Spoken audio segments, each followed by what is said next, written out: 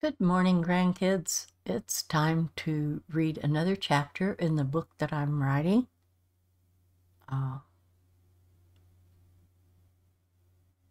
a land far, far away. And it's about young wizard Dorkly. This is chapter 20.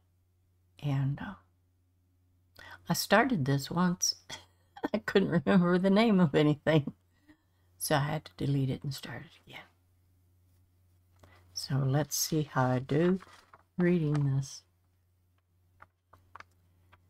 During the night, the guards from the prison had sent the two gentlemen home and took out the thief and put him into a cart and climbed in with him. When they arrived outside the palace, they went to the guards' hall and requested sleeping quarters for the night, a cell for the prisoner, and to be taken before the king's throne in the morning. The party inside the palace had been winding down, and the last few drunken stragglers were leaving, staggering out into the city court and homes within the outer walls. The king had long retired, and Dorkly had long tired of dancing. I can't imagine Dorkly getting tired of dancing.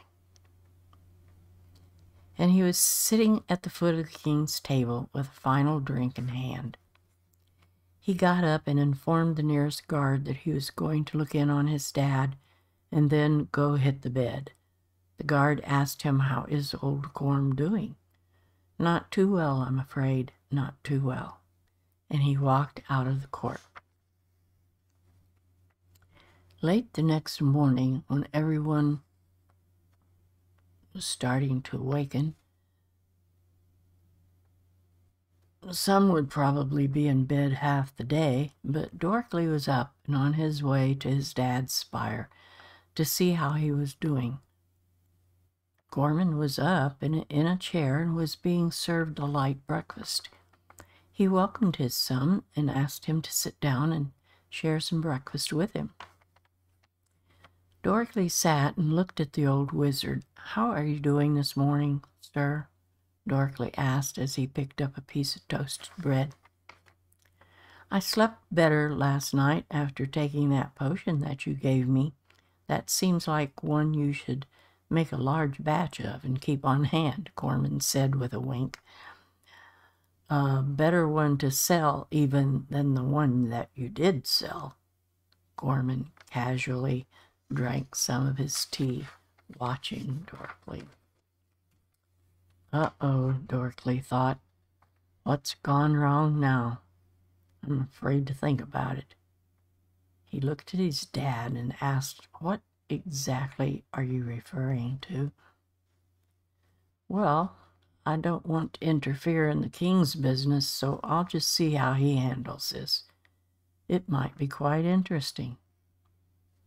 You better go on. Stand at your post by our king now." Dorkly left with a worried frown on his face and hurried to the king's throne and stood to the right and slightly behind it. Within minutes, the king entered, stepped up to his throne, and sat down.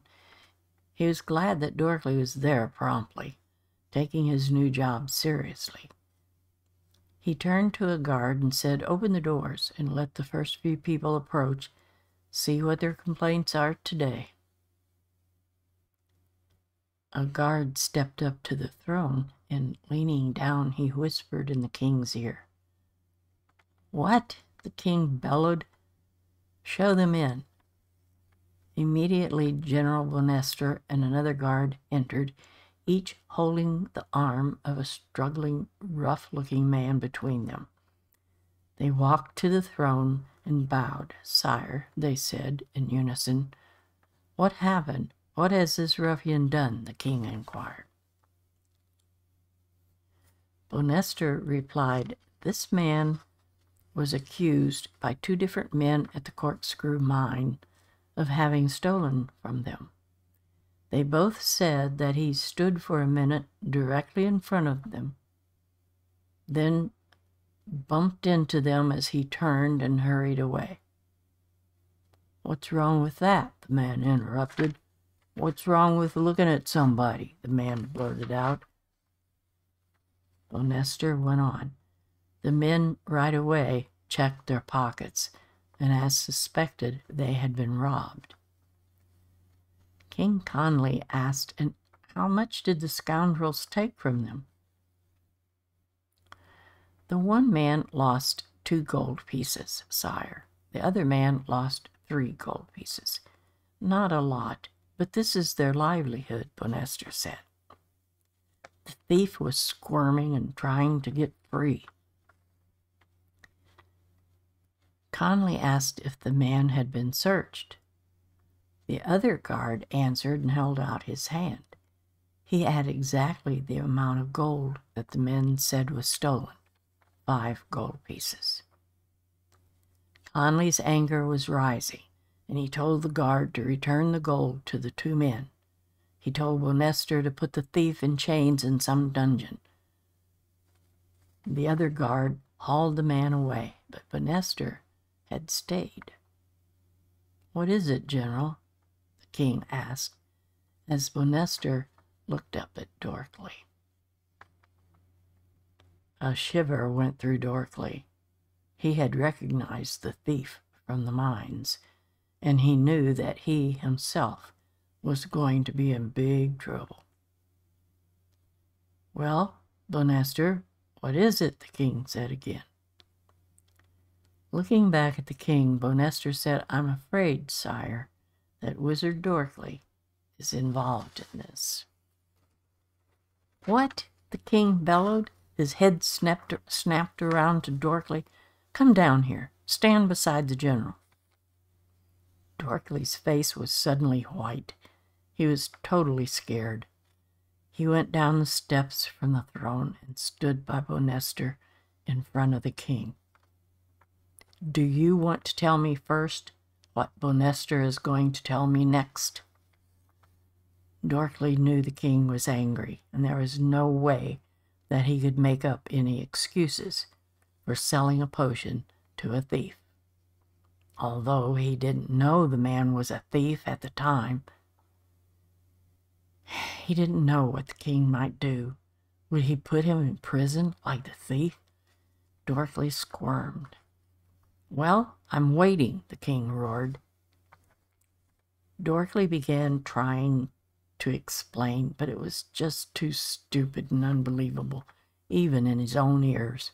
He couldn't even look up at his king, and he finally just muttered himself to a stop.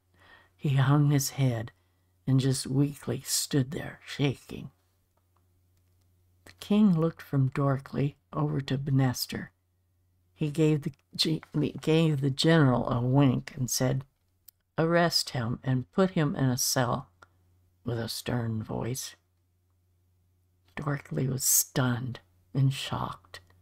The general took hold of Dorkly's arm, turned him away from the throne as the king got up and left the room.